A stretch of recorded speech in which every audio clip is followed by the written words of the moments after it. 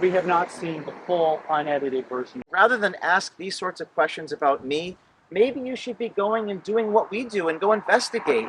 I mean, if you guys were doing your job, there wouldn't be a need for Project Veritas and James O'Keefe.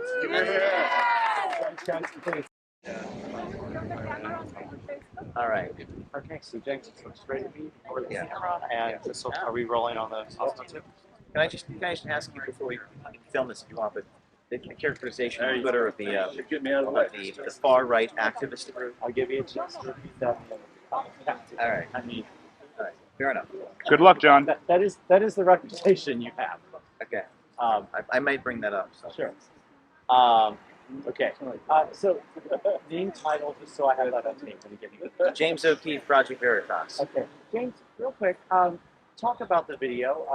What do you see in it? Well, this was a man who were in front of the Costco school here, and obviously it's against Connecticut law to discriminate against someone based on their religion or their race. And he makes a statement. He says, "We don't hire Catholics," and he talks about a subtle way of indoctrinating children. It's totally outraged a lot of people here, and I think it's important people see it. I think it's important people understand, who's educating their children.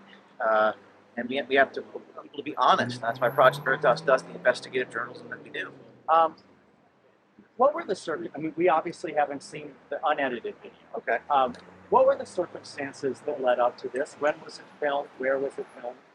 Well, it was filmed recently, this summer.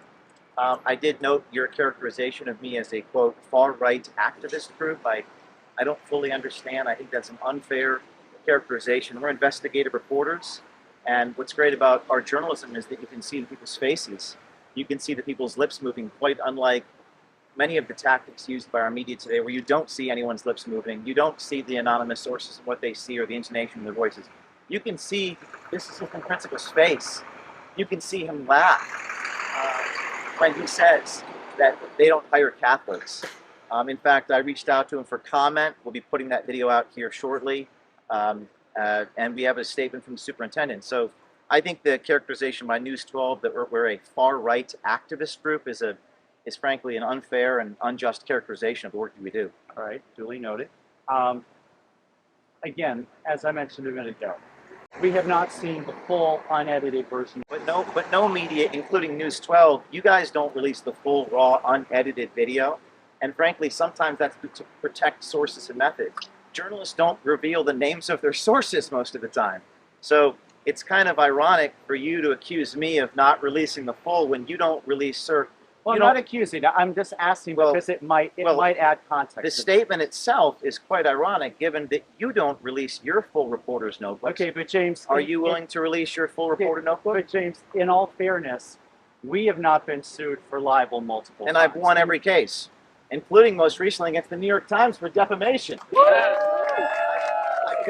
We've won every case at summary judgment and jury verdict, which is something that the media selectively edits out of reporting about us. What about the Why don't you include, that was an invasion of privacy lawsuit in 2009 against me personally, and there's a big difference between recording someone without their permission and lying about somebody.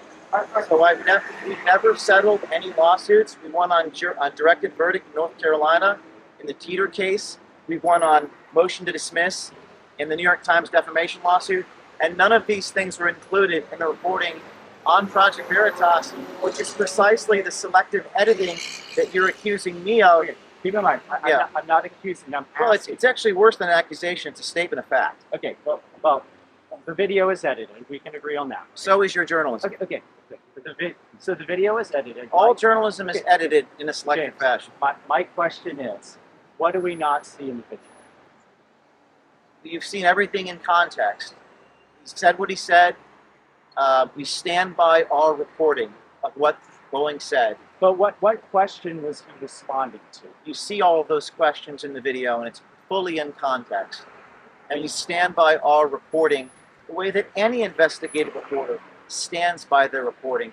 And we release more information than any other journalist, and we hold ourselves to a higher standard than any other journalist. And rather than ask these sorts of questions about me, maybe you should be going and doing what we do and go investigate.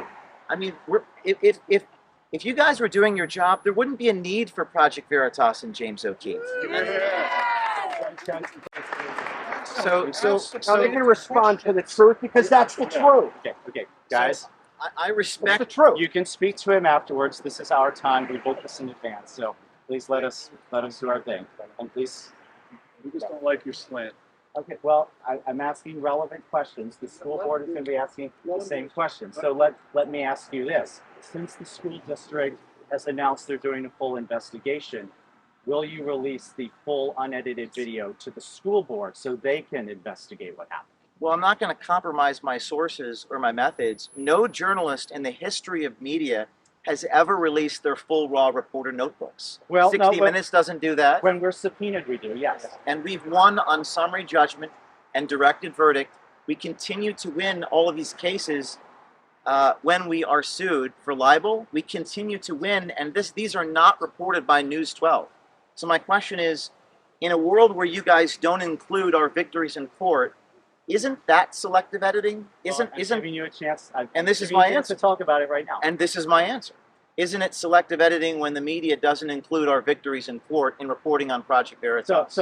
So my question though, James, if the school board says we really would like to see the entire conversation, would you be open to sharing that with them, or are you saying that that would violate, your sources' confidentiality? Well, it depends upon the circumstances. I mean, we did a story on NPR where I had to redact a certain segment of that story because a person in Libya was mentioned, and I redacted that, and people accused me of selective editing. So it's a very unjust world. The characterizations of Project Veritas are unfair, but we stand by our journalism, and what we've released should be enough.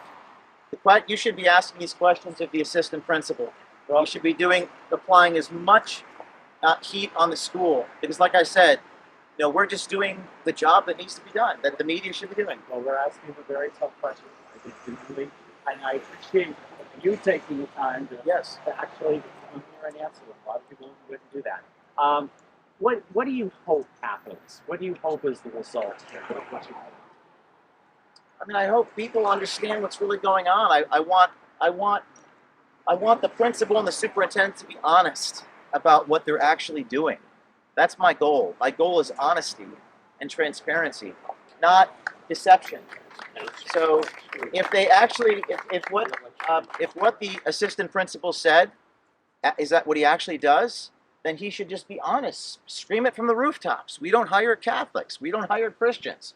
We lie about our curriculum. Say what he said, but say it openly. Don't hide it. And the other thing about releasing the raw is I'm not sure that would satisfy you or the school board if I released the raw. If I did, they'll say, well, I don't believe you. Really, no matter what we do, no matter what we do is enough for our critics. They will always be skeptical and engage in the sort of conspiracy theories. The man is on tape. He said what he said. We stand by our journalism. We've litigated at Project Veritas all of our cases, and we don't lose in court. Should he be fired? That's up for the people of Connecticut. It's up to them. I'm a journalist just like you. I released the information, and the people need to decide. They need to make their own decisions. Okay. Anything else that you want to add that we did not touch on? Yes, we spoke with the assistant principal yesterday in Port Chester, New York. We're going to be releasing that, and we have another tape coming out tomorrow. So was this something where you went to his home and confronted it?